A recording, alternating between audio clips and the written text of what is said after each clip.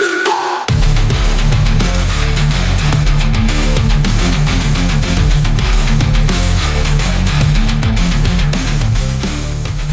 right, so welcome back to the Joe & Co podcast. Today we have on Mr. Jeff Page. Hey, thank you guys for having me here. Welcome.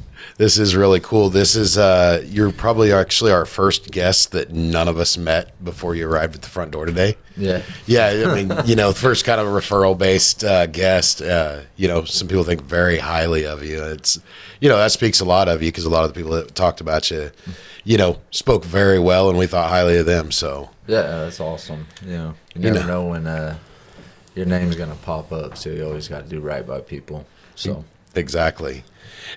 So you said you hadn't really done I know you've done interviews, you've done some stuff like that. We start off with some icebreaker questions. If you said you watched a couple of the, poked on some of the episodes. Yeah. We're going to ask some just BS easy questions. Right. So I know you're getting ready to train for a fight, so maybe this is like kind of ruthless to ask. Like, I don't know if you're cutting or anything like that. Oh, yes, I am. All right. So what kind of food are you dreaming of right now? Oh, man, I cannot wait to go get me a big-ass greasy cheeseburger. That's what I've just been craving so bad. It's just... So have y'all been to Buster's downtown? Mm-hmm. Oh, God. I have not. I love Buster's. Where's it at? It's on MacArthur and Broadway. Okay. And there's some big dude back there that owns the place, and he's the one frying up the burgers. Oh, and okay. And he's sweat. I swear it's his sweat that makes the burger so good. Yeah. Heck yeah. Filthy. It's phenomenal. So burgers, but we're not doing burgers today. No. You're cutting a little bit. Are you actually able to eat anything much right now? Yeah, I'm doing a lot of steak and chicken, and I've cut out a lot of carbs and all sugar. So, not caffeine, though. I'm a caffeine addict. Same. Yeah. That's one thing I ain't quitting, so... Right. I've already had a pot of coffee today and an energy drink. I don't need no more. So you're not cutting to the point that you're having to like limit liquids or fluids. This morning I was 211 pounds. I'm fighting at 200, and I got 13 days before weigh-in. So that I could lose that 11 pounds today if I really needed to, but I don't want to. Right. That'd be a little self-defeating. Slowly bring it down. That way, hopefully, I can keep it off and keep myself looking good and not just blow up all of a sudden. Right on. So it's boxing, right? Correct. How did you get into boxing, man? So me and I grew up with 4 brothers. So, and from my youngest brother to my oldest brother, there's 7 years age difference. And so I'm the second oldest, and me and my older brother was always fighting. And then we grew up in the inner city of Wichita, and we were always fighting with the neighborhood kids. And one day my grandma bought us some boxing gloves, and she goes, "I'm tired of seeing you guys punch each other in the face. Put some boxing gloves on." And then my dad ended up taking us to the boxing gym when we was like 5, 6 years old, and just fell in love with the sport. And ever since then, I've been doing it. That's cool. Yeah, That's cool. I love it. I bet not a lot of backstories involve grandma getting you to box. No, yeah, I think it was. If I remember right, I think it was a Christmas gift. Okay. Yeah,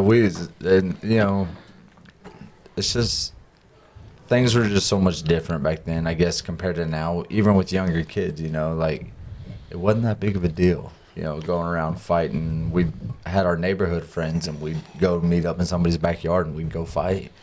Yeah. So, What part of Wichita were you growing up in? I grew up by the old Southeast. Yeah. I used to live over there when I was a kid, too. And that little creek that runs right there by that old Southeast school, that's where we'd go ride our bikes and we'd meet up with people. And That's cool. Fight club. Basically, yeah. Right. Yeah. And times are different. I remember I used to give my grandma a rough time, and her comeback was go play in traffic. So it was different. You'd go play Frogger in the street or something. Right. Don't lose. Don't lose or I'll whip your ass. That's right. All right. So what kind of music are you into, man? I listen to everything. Just kind of whatever the mood I'm in or vibing to. I really love country and classic rock. 80s rock and 70s. Like, I'm huge AC/DC fan.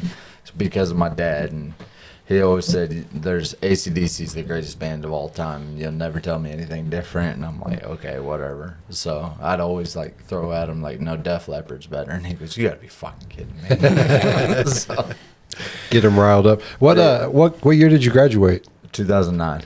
Okay, so you're how old are you? 34. 34. Okay. I claim 24. Yeah, I like it, man. Same. Well, living right and eating right. You look like you're 24. I mean, I try, man. Well, my wife is an esthetician. So she does. So an esthetician's skincare and everything, and she works at a med spa. So I try to get in to see her as much as I can. That way I don't age too quickly. Nice. yeah, well, you're like a walking billboard for her, I know. Makes money on both sides. That's right. That's cool. So how about, like favorite movie? Oh, well, my favorite movie, it's got to be Braveheart. Yeah. I'm a huge Braveheart guy. And then probably, so Braveheart and Tombstone. I love those movies. Solid. Yeah, I think Tombstone is like everybody we've had on is Tombstone is You in got to the say wheelhouse. Tombstone. You have to say Tombstone. Right. How about books? You big reader? I'm not. No? No. Where do you get your motivation? Where do you learn to grow personally? Then, if it's not through books, so what do you do for it? Really, I guess, for personal growth is my kids. Because I do have 4 kids, and I want them to feed off of me. So whatever good habits and, if there's a conflict that comes my way, however I'm going to react to it, I want them to say, okay, this is what Dad does. Or if I get frustrated with something, okay, Dad gets frustrated with this, but this is how he corrects it.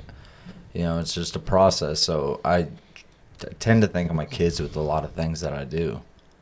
Because I want, we all want to build a great foundation for our kids and lead by great examples for them. So, and I pray that I'm doing that the right way. Yeah. How old are your children? My oldest is 12, and my youngest is 3. So I got a boy and a girl. So my boy's 12, my girl's 10, and then another boy is 7, and then another girl is 3. I'm done. I'm done. Yeah, that's a broad range. 9 years, 4 kids. Yeah, I don't. It's rough. Yeah. Yeah. All right. Well, I think that's enough of the BS questions, man. So you told us a little bit about starting out, your brothers and everything like that. Tell us a little bit more about your childhood and you going to school and stuff like that. Who are you? So I grew up in inner city Wichita, by the old Southeast, and loved it. Had a great childhood. And me and my brothers, we played every sport you can think of, and whether it was basketball season, baseball season, football season, boxing, we ran track, and we traveled everywhere, especially for baseball. Baseball, you're always traveling for. And then football. So, and I'm sure you guys have maybe heard of Bryce Brown. Mm-hmm. So I grew up playing football with Bryce, and then his older brother Arthur, and so that was really cool, and then still having some kind of connection with them guys. And then we moved out to Andover when my mom got pregnant with our sister, who's 7 years younger than my youngest brother. And that was an accident. And then she told my dad, I am not raising a girl in this environment. So then we moved out to Andover. So she was good enough to get us out to Andover. That's hilarious. So we moved out to Andover, and then I started going, that's where I went to high school, was Andover Central. And so, then just really took to football. I love football. So, football's a huge passion of mine. And then ended up going to college and playing football, and then got pregnant with my oldest son, and then was done after my junior year. So, I played at Butler, got a scholarship to go to South Dakota, too far away from home. Went to Emporia, played there my junior year, and then was like, all right, I want to start fighting. So, and I grew up fighting and boxing in the amateurs, went to national tournaments, and I always did really, really well. When I was 17, I fought in a USA national tournament in Colorado at the Olympic Center, and they wanted me to move there and be a part of their Olympics. So that was in 2007. So when the Olympics were in 2008 that year, so they wanted me to train and be a part of the 2012 Olympic team. But I was like, no, I don't want to move here. I want to stay home. I want to play football. And maybe that was a 17-year-old kid thinking, I got a girlfriend back home. I want to go back there. Absolutely. And then, just one thing led to another and ended up getting a scholarship to go play football. And then when that was done, spoke with my dad, and I was like, hey, I think I want to fight again. I'm ready to turn pro. And so that's what we did. And then I turned pro and then had a layoff for 8 years, and now we're getting back into it. Heck yeah. So you talk about, playing football in high school. What position? Where did you like to play? I was middle linebacker. Middle linebacker, Yes. a little bit of Punisher. Yeah, I was mean. I got a lot of personal fouls, and I'm sure we were speaking about Jordan earlier. I'm sure he'll tell you that people say we didn't win state my senior year because of me. I got kicked out first play of the second half, and against the team that did win state. And he goes, it's your fault. We didn't win state that year. And I'm like, dude, you can't put that on one person. He goes, Right. well, we can when it was you. So, I'm like, that's not fair. Nah. Well, I mean, come on. What'd you do to get kicked out of the game? I kicked a kid while he was on the ground. It was my third personal foul of the game. So, but the ref told me before this, like, hey, we're watching you. Because I kind of was a dirty player. I took a lot of cheap shots or whatever, like, I was great for college. I didn't get any calls on me in college. They allow a little bit more to go, when you do play in college. So. All right. So here at the Joe & Co podcast, we definitely encourage everyone to get out of their comfort zone. But at my other business, J Fry Enterprises, we do air conditioning. So we absolutely want you to stay comfortable through the summer heat and the winter cold. Give us a call at 316-727-4651. I can't act stupid. Like, I can't act stupid, but I don't know. It's like a switch, that you turn on. So you guys have seen I'm sure you guys have seen Over the Top with Lincoln Hawk, when he turns, it's like a switch. And for me, when I'm playing football, it's like a switch. When I put that helmet on, I'm like a different person. And I love it. Yeah. Like you got a bit of a chip on your shoulder. When you flip that switch. Yes, 100%. Yeah. That's So awesome. with the age differences with you and your brothers, did you play, like, were they on the teams with you, the football teams? And When I'm the second out of the 5 boys, and my oldest brother's 2 years older than me. When I was younger, I played up 2 grades to play with him till I was in 4th or 5th grade. And then the 4th grade. And then, my dad started the team, and he goes, hey, you're going to play on our team. I was like, cool. Yeah, my dad's coaching me. Of course I want to play on your team. So, and then, that's just was like that ever since.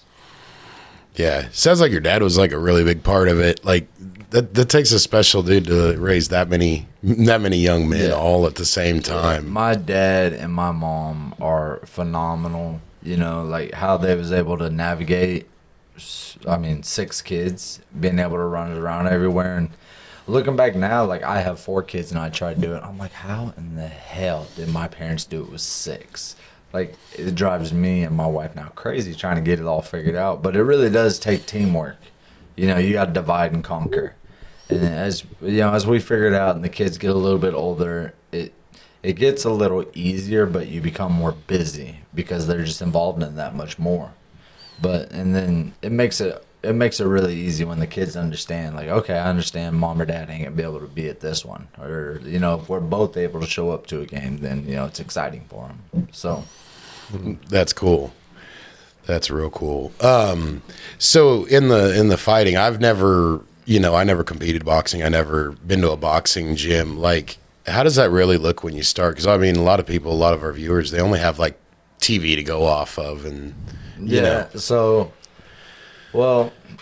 when we was younger, we didn't really know either. All we thought was, like everybody else, it's just brutal and fighting. But it truly is like a chess match. You're trying to set up a trap. You're trying to set your opponent up, to catch them.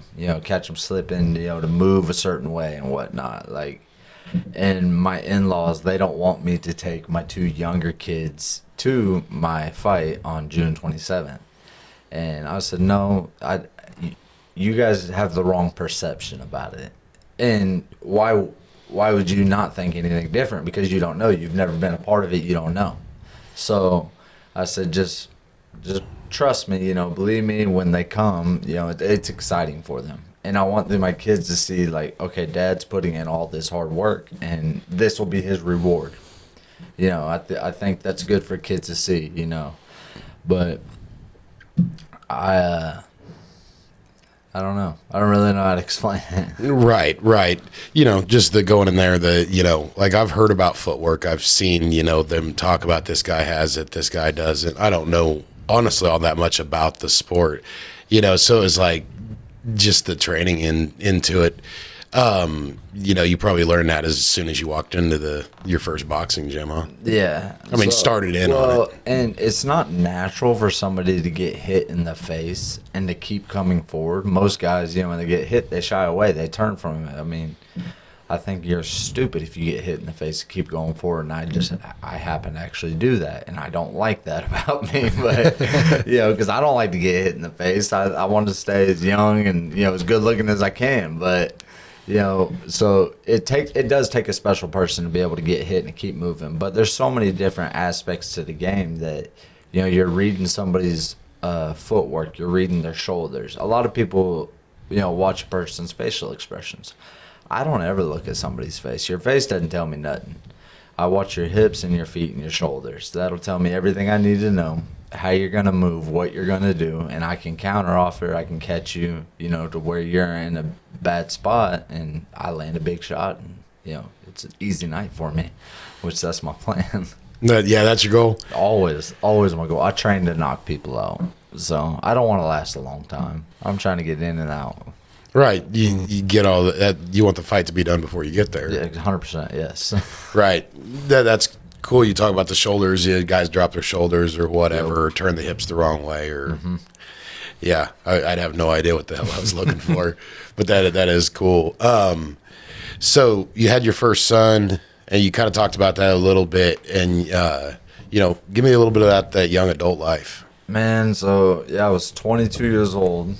I had my first son. I was like, all right, I'm not going back to school. I need to start fighting. So that's when I had the conversation with my dad. Hey, we need to start fighting. Let's make some money. I'm still young, because I'm 22. So, and then I got married that same year, and then I had, in my first year of fighting, I think I had 11 fights. So I was busy. I had a span in 24 days. I had 3 fights. So I was, constantly busy, and we're moving up the ranks, trying to get these big paydays and these big fights. And we didn't end up getting some. Like, I fought in Canada on Showtime pay-per-view, and that was a phenomenal experience. And the guy ended up beating me. And that was my first loss as a pro. And that guy ended up 2 years ago becoming the undisputed light heavyweight champion, and that hadn't been done since 1996. Wow. So, and I was the first person to ever drop him. And I thought that was like, I didn't know anything about that at the time, but then when I found out, I was like, oh, that's cool. I actually did something kind of cool, I guess. So, and then, and then I had some unfortunate things happen back in 2018, and then had my layoff, from boxing, and now I'm back in it, and, been training right, and been eating right, and doing all the right things, and got my full family support, and because it's a big family thing for us, and I don't know why, but it really seems like it's a gel that really holds us together. And I guess because we all did start it so young, that it kind of is bringing us all together again. And I love it. It's a great feeling. Everybody shows up to the gym, and we're all just hanging out there, cutting jokes and whatnot, and it's like core memories, man. 100%, yeah. What made you decide? Like, I know your day job, but like, what made you decide now that, like, hey, I want to get back into it? What was the catalyst that made that happen, or have you been thinking on it? I'd always kind of thought about it, because I love being in shape, and I kind of got out of shape, but I got gifted tickets to go see Jake Paul and Mike Tyson fight in Texas. Oh, so wow. Me and my sister went to that fight, And my sister, she's the youngest out of all of us. She's always been by my side with everything that has to do with fighting. Ever since she was able to, she's always been there and always traveled with us to go everywhere. But so her and I went, and then I had some friends. They was like, "Man, you need to start fighting again. I'd like to see you fight Jake Paul." And I was like, I ain't doing all that. And then my sister kind of got in my ear and started chirping. She goes, "You won't do it. You won't do it." And I'm the type of person, you tell me I'm not going to do something, I'm going to do it. So I'm like, fuck, all right, we're doing this. The seed was planted.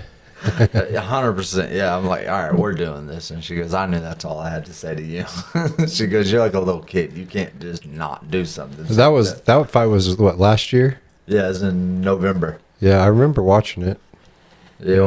Yeah, it was a really, really cool experience to go there because I bet. You're at the Dallas Cowboys Stadium, and it's a phenomenal stadium. It was sold out, wasn't Yes. it? I mean, that place was packed. Yeah, it's massive, and then just the whole being in the atmosphere of it all again. Yeah. It brought back so many feelings, and my adrenaline's going the whole time, and I'm just like, yeah, we might as well give it one more run. How did your wife feel about it? What was that? How did your wife feel about it? She was kind of on the fence about it, but then since I have been training and I have been so dedicated to it and doing all the right things, she sees how good it is for me. Because she thinks, I don't think so, but I also haven't been diagnosed with it. She thinks I have ADHD really bad, so I can't stop messing with things. Or I can't stop moving. So she goes, "When you go work out," she goes, "and then when you come home, you're so tired that it's relaxing for me because you're not always messing with something." That's funny. And I was like, "Well, I feel good. I look better." And she goes, "Yeah, that's a positive for both of us." So I'm like, "All right, cool. So Yeah. we're doing the right thing then." That's cool, man. It's nice when you have your family support on your endeavors. Yeah, because if my family didn't support me, or I've told her, if it ever starts to take away from you or the kids, please let me know. Because I don't want any kind of resentment, I don't want you to hold back like I'm taking away from you guys, and then it just festers and turns into something that it could have never been. Absolutely. So, because, you guys know, your family will always come before anything else, and I don't care what it is. I'll stop whatever I'm doing and make sure I devote whatever time is needed to my kids and my wife. So, do you have a gym that you train at, or a team that you train with? Yeah, we turned my dad's 3-car garage into a gym. Awesome. So we have 3 heavy bags up in there. We have a speed bag. We have a double end bag and a room like for us to work and spar in. Not a ring in there, but I guess if you wanted to put one, it'd be a small ring. But we get in there, man. We can work, and they hate it because I like the garage door shut. When it's hot outside. When it's hot outside, they hate it. And I'm like, hey, I like it because I like to get in here and sweat, and I like to work. Yeah. So what is a double end bag? Double end bag, let me try to think. I guess it's like a bungee cord from the bottom of the bag to the floor and the top of the bag to the ceiling. And it just bounces around, so it works on your reflexes and your hand-eye coordination, so it's like a smaller bag, but it's spongy, so it kind of bounces all over the place. You got to move and watch and react. Yeah, I've seen. I know what you're talking about now. That thing looks like it's hard as hell to hit. Yeah, they suck. They suck. Yeah, that looks real difficult. So, like, you talked about like fighting all those times in such a short period. But like when I hear about fights, like they're talking about 6 months, 3 months, a year, whatever in between fights. What's the difference there? Like, what was that a certain decision or was it? So, not a lot of people do that, but at that time, I'm trying to move up so fast that me and my dad and my uncle, because my dad was my manager at the time, and then my uncle, training, we all talked, and we're going to try to get as many fights as we can. But like you mentioned, 6 months between a fight, but those guys are in a training camp for 8 to 10 weeks at a time, and they seclude themselves from everybody and everything. And then you're putting your body through so much, and then when you're fighting a 10-round fight or a 12-round fight, it does take a lot out of you. And then your reward should be okay, I'm gonna take a month off now and I'm gonna spend time with my family. So, you'll get that. And then them guys do take a month off. They spend time with their family. Then, like, all right, let me start working again. And then, let's find out what our next step is going to be, what our next fight's going to be. So that's kind of why then, some of those people have such a long layoff between each fight. But when you're young, you don't necessarily need all that time because you recover a lot quicker, and you're trying to stay busy, and you don't want a long lull in your between each fight. So Right. Okay.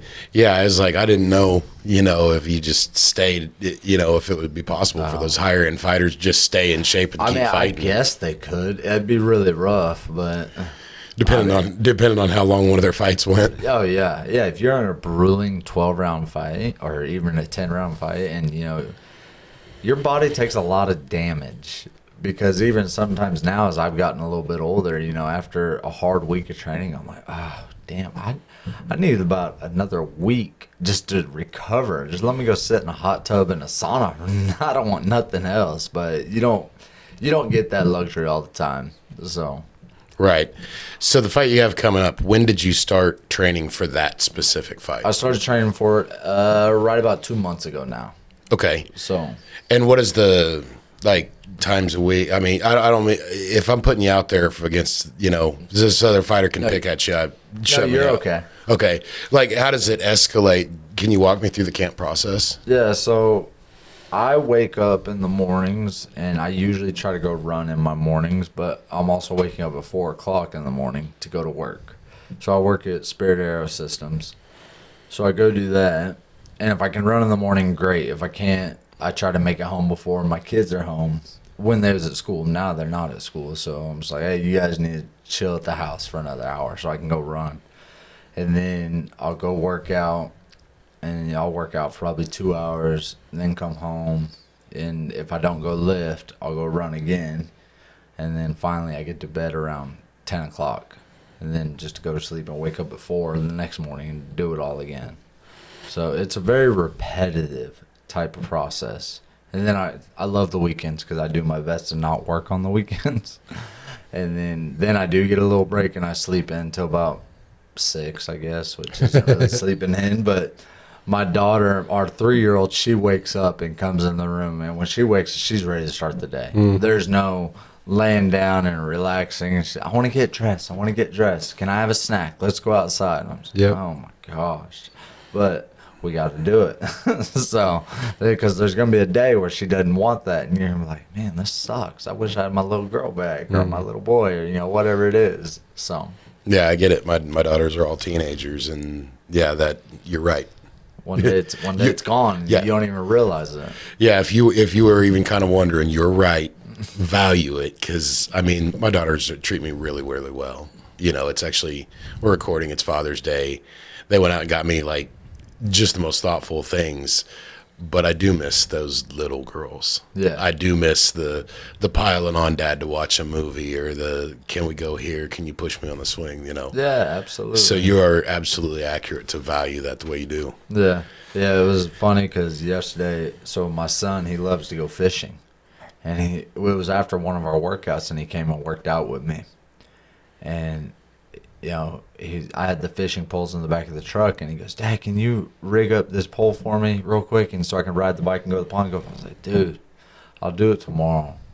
And then my uncle's like, quit being a dumbass and take the 5 minutes and rig up the pole for your son so he can go fishing. He goes, God forbid he would want to sit at the house and just watch TV. I'm like, you're right. What am I doing? That's your big boy? My oldest, yeah. Yeah, Matt is a very avid fisherman. Yeah. Him and his boy go fishing all the time. Yeah, you can just walk to the pond over here and go fish. Yeah, so I never liked fishing when I was younger. And I think that is part of, what I mentioned earlier is my ADHD. I can't sit still, But as I've gotten older, that little bit of time that you do have, with your kids, going fishing or whatever and just relaxing, it's quiet and everything. I value that now. But today we was actually fishing before we came over here. Awesome. So we went to the park there in Andover and took the poles, and so my oldest son and my oldest daughter, we went fishing, and then my wife and the two young ones were at the park just playing. And, so we had a little picnic there, and, was there for probably 2 hours or so. And I was like, all right, I got to head out. So. That's awesome. That's cool. Well, I'm sorry we interrupted that. No, you're all that's right. a good day, man. So you talk about the kids. Do you have any of them going to start into boxing? My oldest son, a couple years ago, so he does football, basketball, and baseball. Well, we took off a basketball season a couple years ago because he needed to be taught some self-discipline, some self-respect. In my perspective, I don't feel there's any sport better for that than boxing, because it's one of the loneliest sports in the world. Everybody's rooting for you behind your back, but nobody's there with you that early in the morning going running. Nobody's there with you during your weight cut. Nobody's there with you in the ring when you're, taking an ass whooping. Nobody's there for none of that. But everybody's there to cheer you on when you do good. But when you're not doing good, you're all alone. So you really do need a lot of, self-respect and self-confidence within yourself to be able to continue to push forward. And so I started doing that with him. And so he trained for a few months, and he was like, Dad, I don't think I ever really want to fight. I'm okay. I was like, dude, I don't want you to fight either if you don't want to. But we are going to work out. You are going to learn these things. So he did. Now my daughter, my 10-year-old daughter, bless her heart, she wants to fight now. And she says, Daddy, I want to beat somebody up. I was like, honey, you can come work out with me, but I don't think you need to go beat nobody up. And she goes, well, you're teaching me. I can beat. I was like, no, it doesn't work that way. We don't learn these things to beat somebody up. We're learning these things for self-respect and self-discipline is what we're learning for. Well, that's dumb. I know you think that now, but you won't think that when you get a little bit older. Yeah. So, and unless you're fully bought in and committed to the lifestyle, it's really hard to be successful, and there's lots and lots of people that do it that are not fully committed, and you need those people for the sport, for people that are, they got to be stepping stones for somebody, right? So, and hopefully I'm not one of those. Like, I'm trying to fully commit, but with 4 kids and a wife and a full-time job, it can be hard, and it is grueling. And thank the Lord that my wife is, fully supportive, like we mentioned earlier, and all my kids and my family. Right. Yeah, the human race being, the one that can fool itself into being a bait dog. Yep. Like, that is terrifying that we can a guy can convince himself that, hey, I can kind of phone this in and half-ass it and then throw himself out there just to be the bait dog for a fighter. Yeah. It's like, wow. You seem like the kind of guy, though, that thrives under that pressure and environment. I love it. I love it. Yeah. I love the pressure. And then, when there's something on the line or something, like I love the pressure. I feel it and I want it. That's the ADHD, man. Like, when all the pressure's on, your brain works the best, doesn't it? Maybe that's what it is. I don't know, but I freaking love it. Yeah. So, like, what happened when? So the fight came about. You've been training for it now for a couple months. Where did it materialize from? Did you reach out to somebody and express interest in getting back, or did it just fall into your lap? Or it kind of fell into my lap. Like, I started working out, and then back in December, I started working out back in December, and then my kids were starting to get real busy with basketball, and I was like, I don't need to worry about this. I'm gonna focus on my kids. And then I got a phone call. I was like, hey, are you going to keep training or what are you doing? I was like, I don't know, man. Just busy with my kids. Why? What's up? He goes, well, there's a big show coming up in Wichita. Get your ass back in the gym. I'm like, okay, can I get a little more detail? Like, that doesn't help me a lot. I'm not, hey, get your ass back in the gym and we'll talk. So I'm like, okay. So that's kind of how it all just happened like that. Yeah, that's cool. I can't remember of another fight event happening at the Coke Arena. Maybe I just don't follow it close enough. This will be the first that, at least to my knowledge, the first big boxing event at Charles Coker. Yeah. I mean, we don't have a ton of big boxing events that even come through town, so No, it's super cool. Little MMA fights. Yeah, stuff MMA is like that, but- pretty popular, but Yeah. you know, you probably know a lot of the local MMA guys Yeah, too. absolutely. Yeah, I seen we had some mutual friends, guys I grew up with and stuff. Yeah. Yeah, that's pretty cool, man.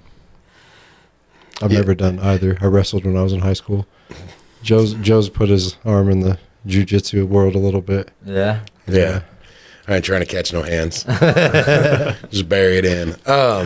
So like getting ready for an opponent. Do you get ready for an opponent, or are you just fighting yourself? Like, what's the mental state? So, my opponent that I am fighting, I did happen to go watch him have a fight about a month ago in Topeka.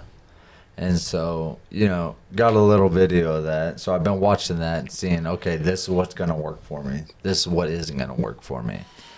But, yeah, I am training for this one fight, but I'm trying to get back to that kid that I was when I was 24, 25 years old, when I was real fast and real strong, and, you know, and then be able to continuously move on and for bigger fights and, you know, better opponents. But I mean, like I told people, I got to get past this one first. Mm-hmm. So I'm doing my best to not look past this, but it is really hard, you know, when you do know, like, hey, after you win this, you'll have this opportunity. So that makes it difficult, but I'm really doing my best to try to focus on June 27th. Just focus on June 27th and make that day successful, and then we'll build after that, you know. Right. So weigh-ins are the day prior, Correct. and then from weigh-in, you know, walk me through that day, like leading up to a fight. What does that like look like? What's the schedule look like? What are you training at all? Are you just mostly sitting there? Do you go straight to Buster's, or is that later? I wish I went straight there. I'm just kidding. I'm just kidding. No, so, I mean, it's been so long for me since I've experienced it, you know, but in the past, yeah, I train every day all up until weigh-in day, and then do my weight cut, you know, cut them last couple pounds off, you know, the couple days before, and then the night before weigh-in, I try to make sure that I'm on weight, so that way weigh-in day, I'm just relaxing, drink a little bit of water, have a little something to eat if I need it, and then after I weigh in, that's when I can go pig out, you know, go somewhere good to eat, but not too bad. I got to make sure I do eat the right protein or the right carbs. You know, can't go eat no dang French fries or nothing like that. Mm-hmm. So, you know, eat some good chicken pasta or something like that. You know, it's after I win, after I get the victory, then I can go pig out like I want to. Right. How, like, if you fight at 7, what time are you getting to the arena? What time are you, like? So typically they want all the fighters there. And like I said, you know, it's been so long since I've done it, but in past reference, you know, they have the fight. If the fight starts at 7, they'll want everybody there, say at 4:00, and they'll have a big fighters meeting with the referees, the fighters, the judges, everybody. And they do a day of physical. You already did your physical the night before, but then they got your day of physical. And they go over through all the rules, you know, who's going to be where, who's going to be doing what. And it's basically a kind of quick rehearsal of things, you know, almost kind of like a wedding. Mm-hmm. But that way everything's lined out. Nobody's messing up. Nobody's going to the wrong spot. Nobody's doing the wrong step, you know, nothing like that. Sure. Well, that doesn't sound too bad. It's not like you got to sit there and, like, all day. Just No, I couldn't do that. No, that would be boring.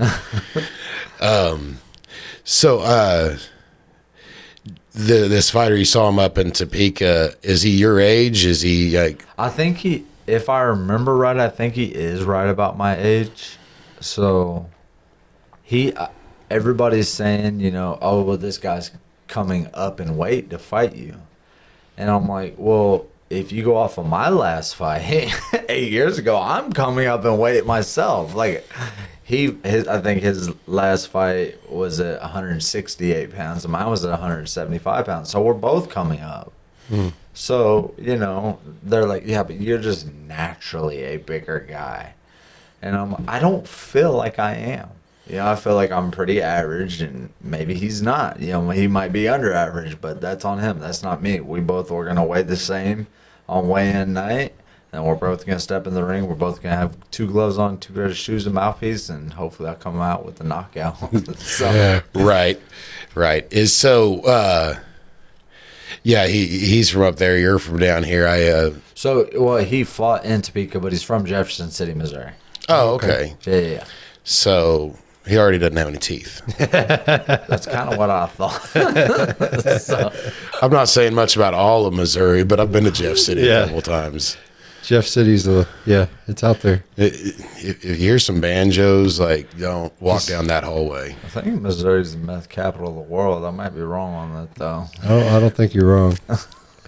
It's the capital of a few things.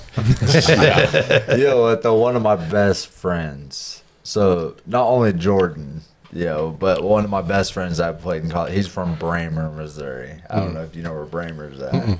Little tiny small town, and he's a phenomenal friend of mine. He will dog Missouri more than anybody, but then he'll say that's heaven though. Missouri is heaven. In Missouri, yeah, it's pretty up there. There's some pretty spots up there. Once you get past the collection of appliances and antique, or not even antique, but old cars, they don't throw nothing away. They just line it up out in the yard. The car breaks down, they buy a new one, they line the old one up. It's like, who's got the biggest collection? That's the weirdest thing to me when I'm driving through Missouri. That I know when I hit the Missouri line, like especially not necessarily like in the Kansas City area, but if you're in like on 54 or 400, it's like the billboards. Like the second you cross into Missouri, it's billboard, like all the way down, like for miles. It's like, what in the hell happened here? Like fried pies. You stop off right here for fried pies. Right. I'd make the joke about the world's biggest ball of twine, but I think that's Kansas. Is it Kansas? Yeah. It's not too far from here. I think. You want to go see it? I thought Nebraska passed us, but that is a retarded topic of conversation. Yeah. I've never been either, but I know it's not too far from here. If I have to take a little motorcycle ride. Yeah. I digress. You ever rode a bike? I haven't. No? I've always wanted to get a motorcycle, but my mom and my brothers tell me not. So we grew up riding dirt bikes and 4-wheelers all the time. So my brother, one of my younger brothers, he's a year younger than me. He got in a bad dirt bike accident, and he almost ended up dying, and was in the hospital, and he cracked his skull, broke all the bones in his face, broke his neck, and had blood clots on his brain and everything. And ever since then, we've never ever got another dirt bike or anything like that. And I'm like, man, I want a bike. And I've always been told, you're an idiot if you get one. I'm like, why? Like, accidents happen all the time. They say, well, do you want to be another statistic? I'm like, why does it got to be me though? Right. It could be somebody else. They're like, yeah, well, what if it is you? Whatever. I guess I'm not going to get one. It's like any machine, man. You got to respect it. Absolutely. I don't know. I think my family's like, they never wanted me to be, trained to fight. They're like, no, that's dangerous. Just stick to the motorcycle. I agree. I'd say somebody intentionally trying to hurt you is more, probability of getting hurt than. Absolutely. Yeah. So something's going to kill us. Right. Might as well go out having fun, doing what you love to do, right? Yeah. None of us are getting out of this alive. Hell no. So, being you're a big football player, big football fan, do you have a pro team or Chiefs? Chiefs? Okay. Everybody, all of you guys love the Chiefs. We're in Kansas. Don't say anything different. Chiefs is a Missouri team, though. I see Joe over there vibrating. That's where people get it wrong. Is I like the Chiefs fine, like they're a team I pull for. They're just not the team. Gotcha. Yeah, he's a Bears fan. Got to be an original, right? Yeah, real quiet. Yeah, I guess. But they It did get real quiet. so long. So my uncle's a huge Bears fan as well. Right. So I always give him a hard time, and he's always like, "Man, we're gonna be good this year. We're gonna be good this year." I'm like, "Man, y'all ain't been good since '85. So shut up." I did see a license plate the other day, a Kansas one. It said 85 Bears. I meant to ask you about that. Oh, the Bears shovel. It said something. Was that the year they did the The Bears Super shovel? Bowl shovel, Yeah. yeah. We went to another one in 05 or 06. 06, yeah. Yeah, I mean, Peyton Manning. I wasn't really surprised when we had some no-name quarterback and we got beat by Peyton Manning. I was like, Right. whatever. Yeah. 85 was that Super Bowl was 3 weeks before I was born. But yeah, I didn't know the significance of it. I just noticed it. yeah. There was a weird year because the only undefeated team ever in history is the 72 Dolphins. And the Dolphins were dog shit that year. Dog shit. And they're the only team that beat the Bears that year. Oh, okay. Like they stood up to, Yep. 14 weeks in, and the Dolphins won like 2 games, and one of them was against the Super Bowl Yep. champions. Awesome. But yeah, no, I like the Chiefs good. If you're from Kansas, I mean that's just me though. If you're from Kansas, you got. I get it, Missouri. Okay, I get it. Mizzou, But, get out. It's fine. I feel like you got to root for your Kansas teams.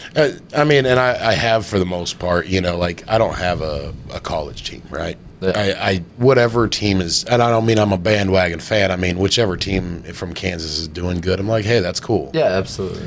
Like if it's KU, if it's K-State, if it's WSU, whatever, it's like, hey, that's awesome. I don't memorize, a lot of the collegiate stuff. Right. I don't find the whole, it's pure, they're playing for the love of the game. Nah, yeah, okay. But it's all right. He's an Eagles fan. It's okay. And under the bus he goes. Threw me right under there. He's just Eyes living- locked hard. He's just living high for a year is all. Yeah. Just 1 year. That's funny. Man, where can everybody reach you? You want people to follow you on social media? Yeah, Or? so my name on Facebook is just Jeffrey Page, and it's Page. And then I have Instagram, and that's Jeff Page 13, like the number 13. Okay.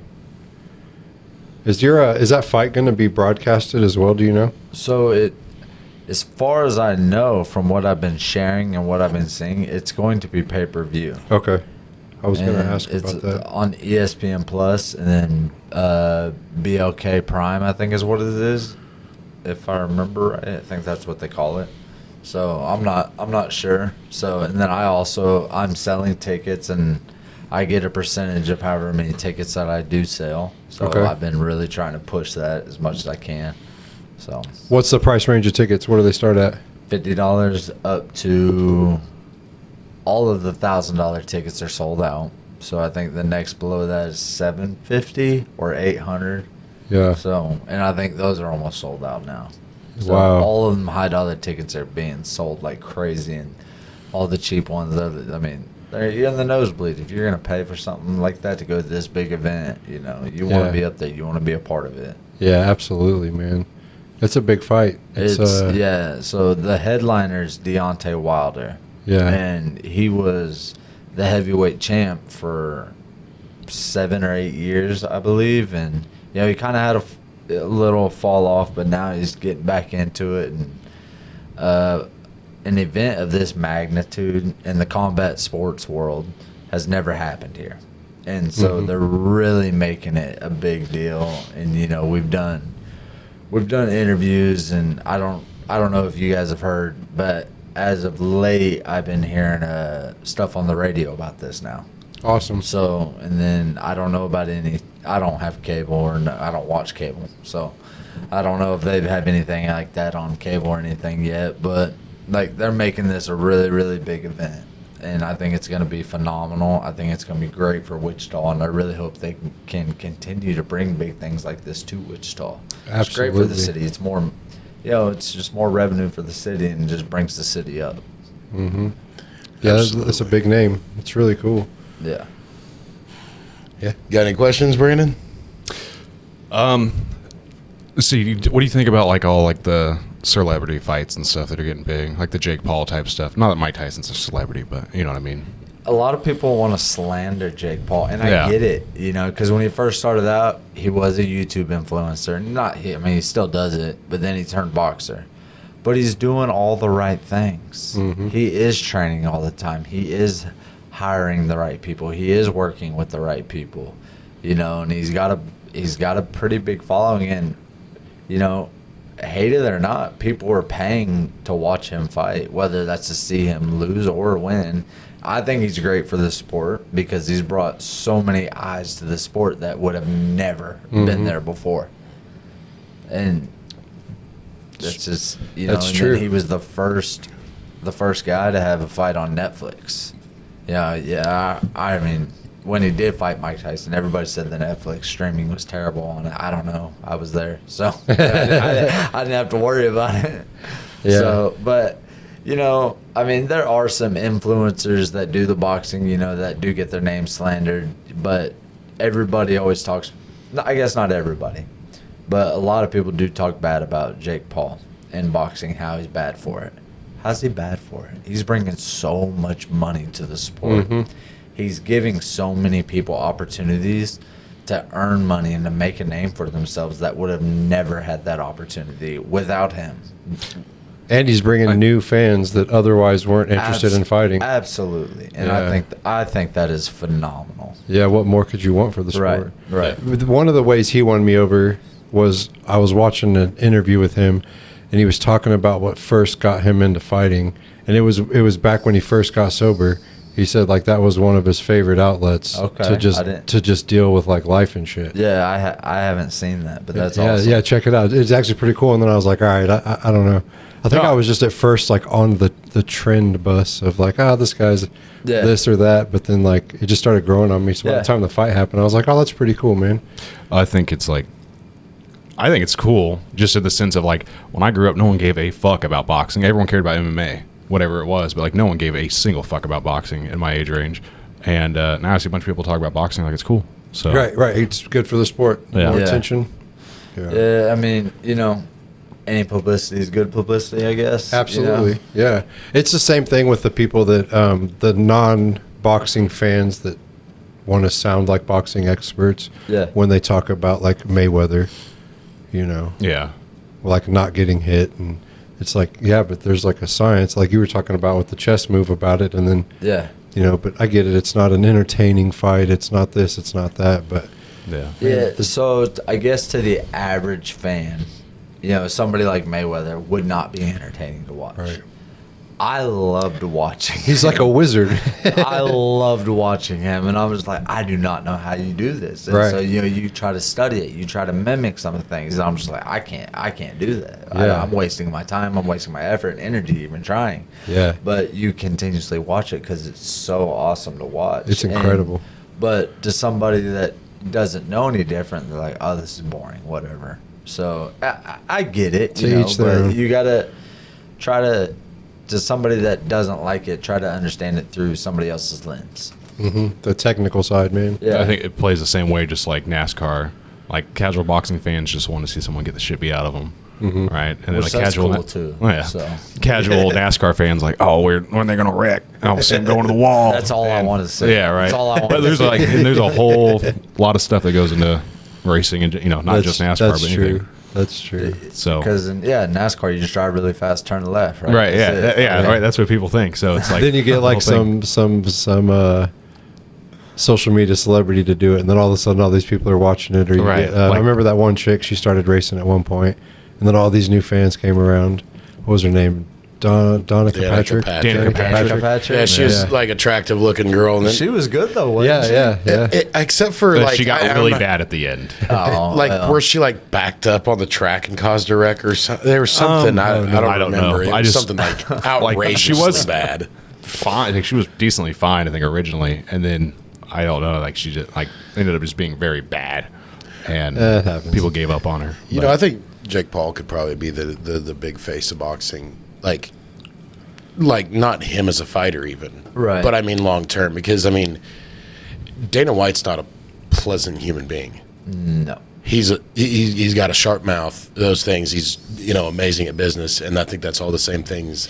And Jake Paul could literally take that playbook and run it in boxing and do the same thing. I agree, and I mean Jake's proven over a short period of time now that he is able to run a business. He is able to build something up pretty big that people think will fail, and he's doing that with his, I think it's MVP. I can't remember what it stands for, but it's like most valuable promotions, whatever it is. You know, like he's building it up pretty big, and now people want to be a part of it because they know, oh, I can get on this. I can make a name for myself. I can make money doing this. Okay, cool. I'm gonna do that. So why not? You know, same thing that Dana White did with the UFC. Exactly. So, You know. that's just everybody says, oh, you do UFC. No, I do MMA. UFC is just a promotion brand. So That's cool, man. But so, out of curiosity, you want to help promote your wife's business at all? So my wife used to own her own business. And Okay. it was Skin by Whitney. And then she started working with this gal named Shelby.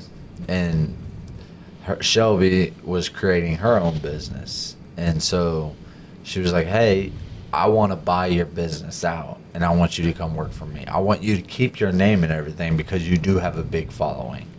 And I want to start bringing that over to my business. And made my wife an offer, and you know my wife does well. You know, it's Hazel and Honey Med Spa is what it is.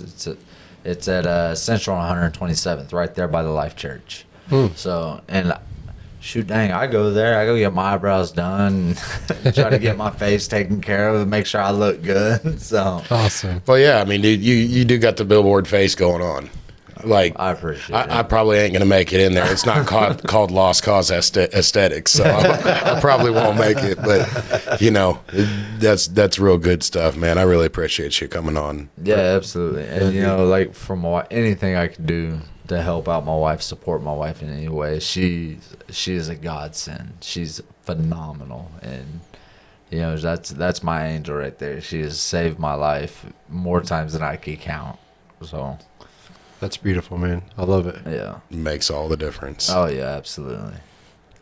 Well, like I said, man, thank you for coming on. That's all I've got today. Hey man, I appreciate it. You guys are awesome. Yep. Thanks, man. Like, share, follow, subscribe, send it to your friends, send it to your mama, your grandma. Check us out, guys. See ya. Yep.